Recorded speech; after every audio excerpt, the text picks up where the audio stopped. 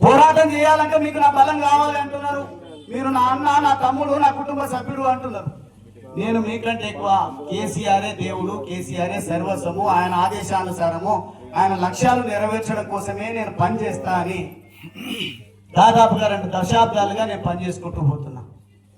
ఎక్కడ నేను తొంగి చూసినటువంటి దాఖలాలు లేవు. ఎక్కడ నాకు టికెట్ వస్తుందా రాదా అని ఎమ్మెల్యేతినటువంటి పరిస్థితి లేదు. కానీ సాయిరెడ్డి హత్యను కూడా వాడుకోలేకపోయినారు. ఆ రోజు బలగాలు దిగినాయి.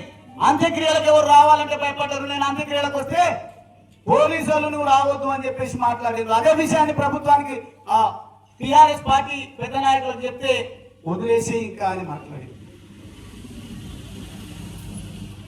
ఇక్కడ ప్రజలు ఈ రకమైనటువంటి ఇబ్బందుల్లో ఉంటే ప్రశ్నించారు. కానీ పనికొచ్చే అంశాల, పనికిరాని విమర్శల ప్రభుత్వం చేస్తుంటే దానిపైన పవర్ పాయింట్ ప్రెజెంటేషన్ ఇచ్చి క్లారిఫికేషన్ ఇచ్చేటువంటి ప్రయత్నం చేస్తున్నారు. This is the look after the court. ఇది కోర్టు చూసుకుంటది. లేకుంటే కమిషన్ ఇచ్చినటువంటి తీర్పును బట్టి అసెంబ్లీలో చర్చకు పెడతా అంటున్నాడు ముఖ్యమంత్రి గారు. అక్కడ చర్చించండి. అది కూడా పరిమితమే చేయండి.